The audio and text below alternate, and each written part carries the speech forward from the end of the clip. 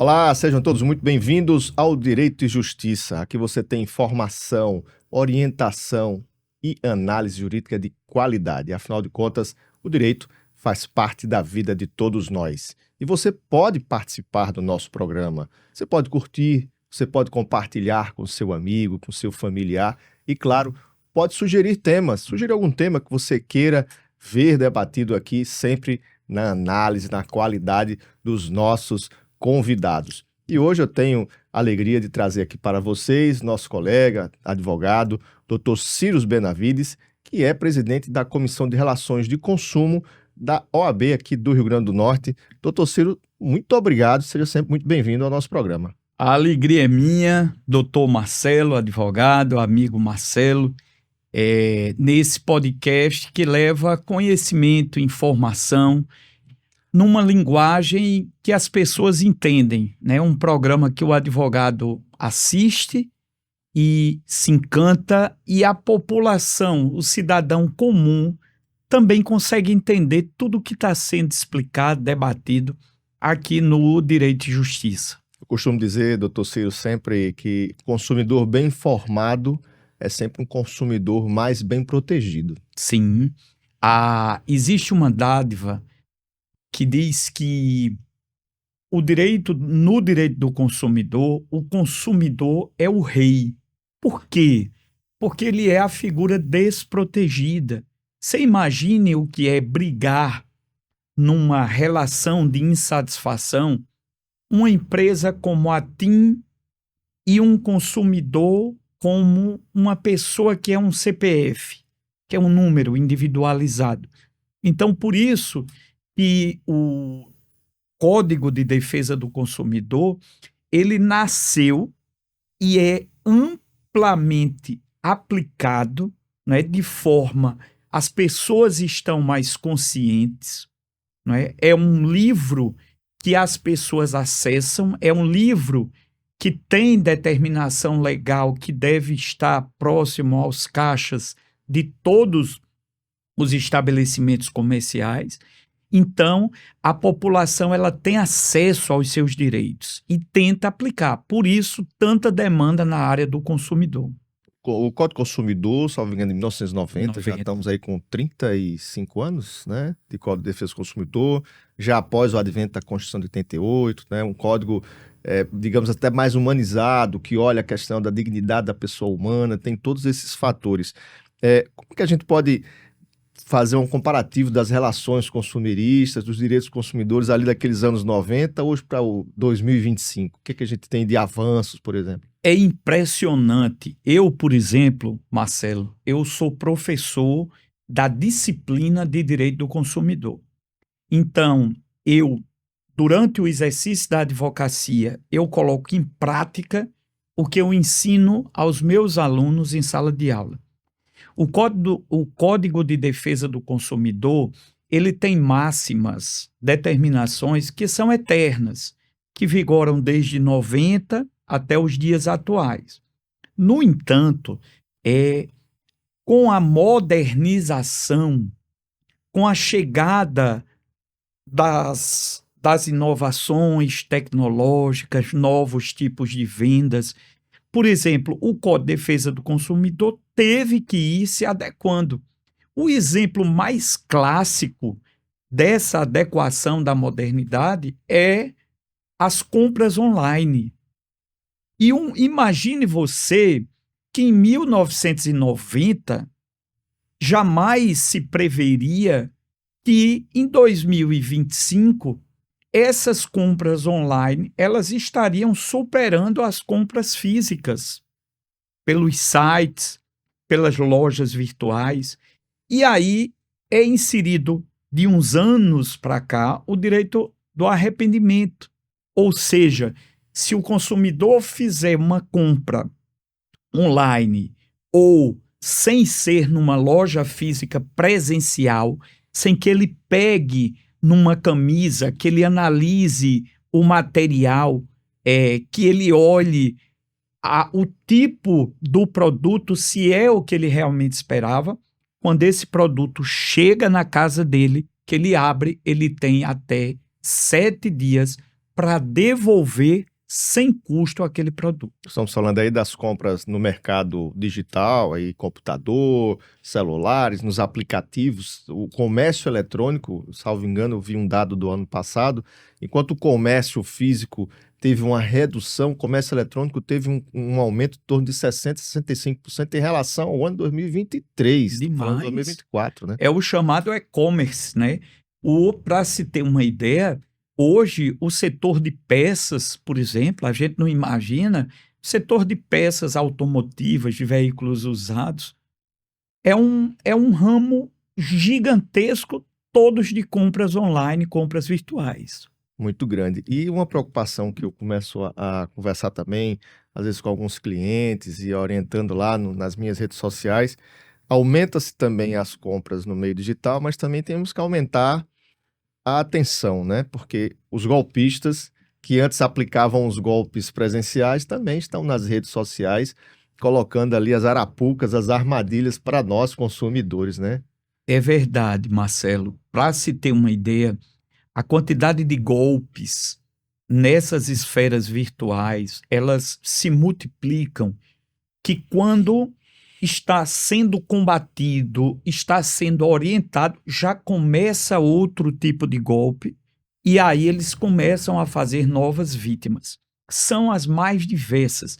Você observe que, por exemplo, antigamente, no início desses golpes virtuais, eram muito ligados a banco.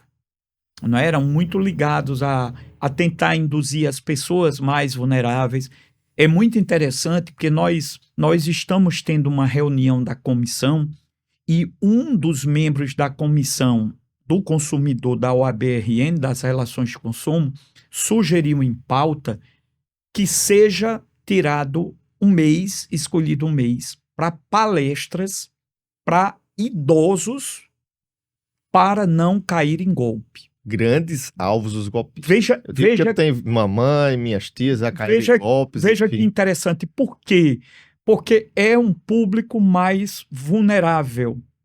É um público de um coração mais amigo, um coração mais inocente, é mais aonde não tem toda essa percepção tecnológica, então são mais vulneráveis.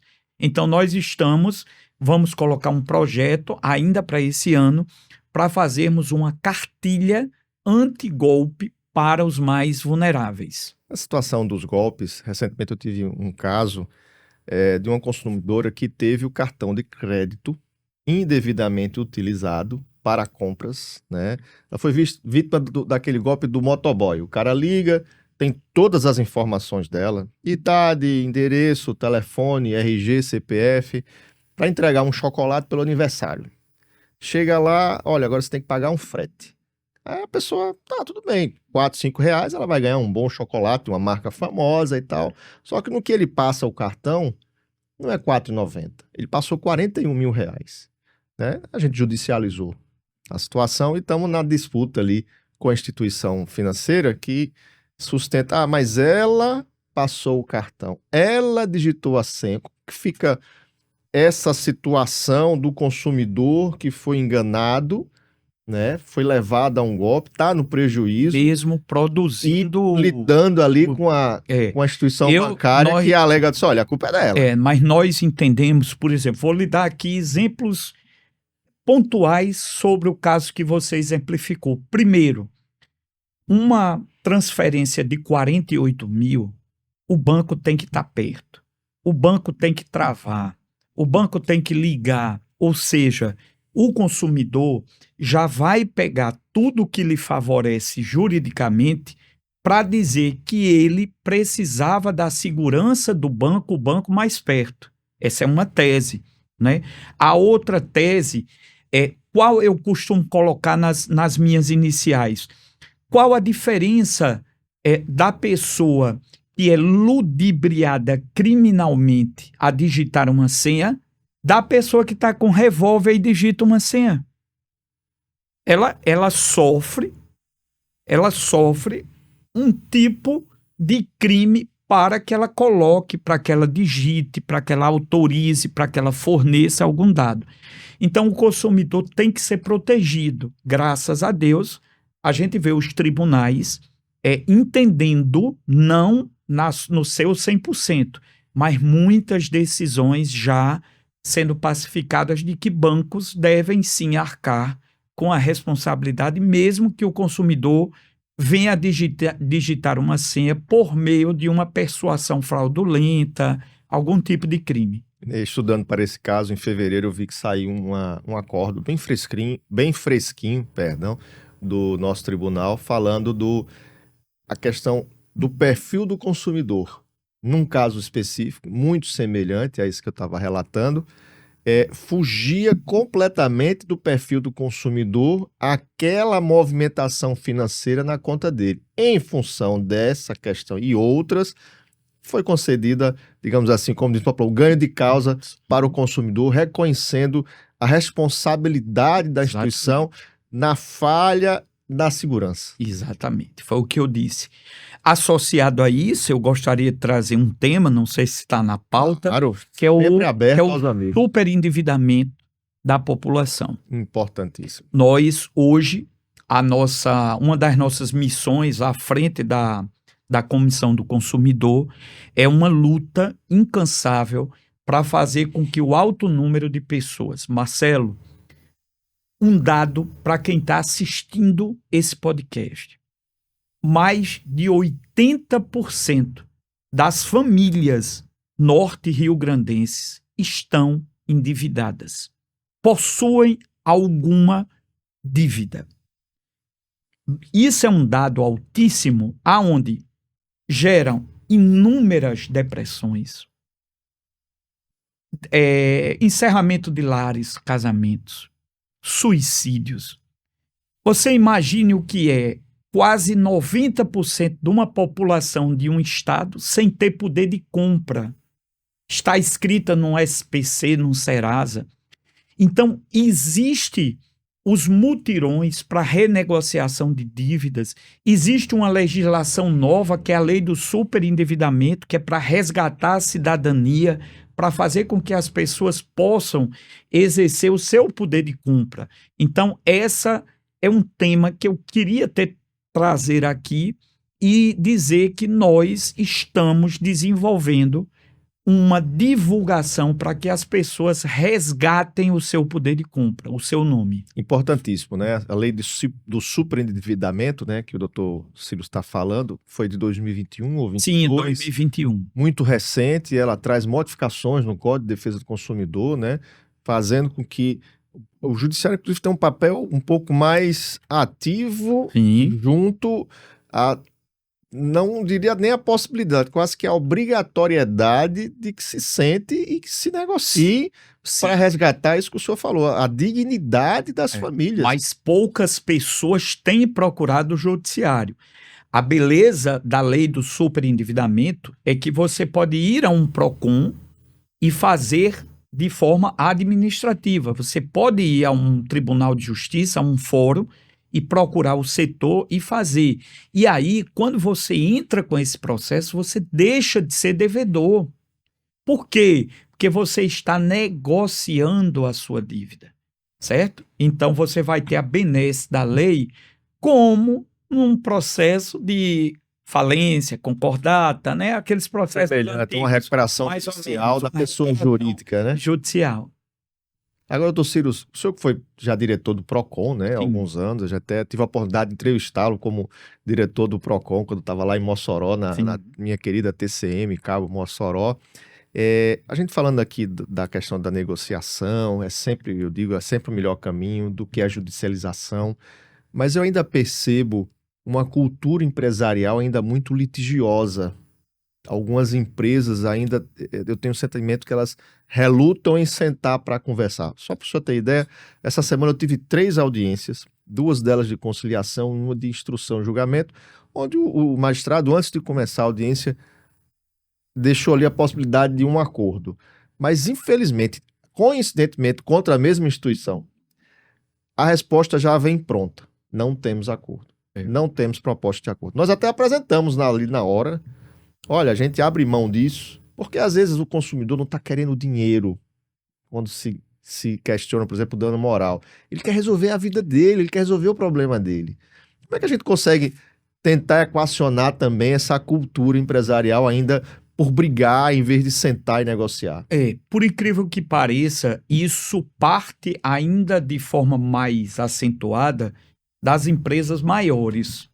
Elas vai depender pelo que eu vi, pela minha experiência, junto à quantidade imensa de processos que todo o estado do Rio Grande do Norte abarcava no Procon estadual, e algumas empresas, elas têm uma linha de estratégia justamente como você está falando, de atrapalhar, de procrastinar, de cansar. E a gente vê que não é o caminho. Por quê? Porque aquele método de não fazer acordo faz com que pessoas ligadas àquela pessoa não comprem mais lá. E tem outra coisa, Marcelo, hoje nós temos os sites que são aqueles estilo Reclame Aqui, aonde é como se ficasse publicizado uma insatisfação, uma intransigência por parte, mesmo que tenha um processo judicial, mesmo que esteja em fase administrativa, a pessoa vai lá e coloca. Por exemplo, aquela empresa aérea que caiu o avião, eu dou o exemplo, ela tem uma quantidade absurda de reclamações antes do avião cair no Reclame Aqui. É uma quantidade imensa de ar-condicionados quebrados, de atrasos de horário de voo, de peças que deram problema e os voos atrasaram. Então, assim, é importante que o consumidor analise isso, que faça uma busca nos comentários, nas aberturas de processo. Hoje, nós temos muito estilo consumidor.gov, nós temos o Reclame Aqui e outros similares. No dia a dia do seu magistério como professor, também na vida como advogado, que casos são os mais comuns ainda hoje em relações consumeristas? Você tem uma ideia, na época que eu iniciei como diretor do Procon, em 2013, 2014, olhe como é a modernidade, Marcelo. Qual era o maior número de reclamações à época? Fila de banco. A lei das filas, 30 minutos. 30 minutos época, de ser cumprida, as filas imensas. Marcelo, hoje não existe mais fila de banco. Não existe mais. Todo mundo com seus celulares. Ninguém vai mais ao banco quadro. Então, hoje, quais são, pela nossa experiência, as principais demandas? Planos de saúde, bancos, telefonia, ainda muito, e empresas que vendem Mercado Livre, esse tipo que tem uma quantidade de venda por massa. Mas é impressionante como hoje bancos são demandados por pessoas contestando empréstimos. A pessoa faz um empréstimo, depois cai na real de que vai pagar infinitamente mais e quer desistir. Essa é um tipo de demanda muito, muito hoje dos órgãos de proteção ao consumidor. E, na dúvida, na necessidade, sempre procurar os órgãos de defesa do consumidor, Sim. Procurar os advogados, os escritórios especializados, né, doutor? Os PROCONs hoje fazem um papel maravilhoso de orientação, de fiscalização, não é? E outra coisa, se sentiu lesado, consulte um advogado, consulte um especialista para ouvir a opinião. Então, você, consumidor, como eu digo sempre, consumidor bem informado é consumidor mais bem protegido, e a gente tenta trazer essa contribuição aqui no Direito e Justiça, sempre com excelentes análises, orientações dos nossos convidados.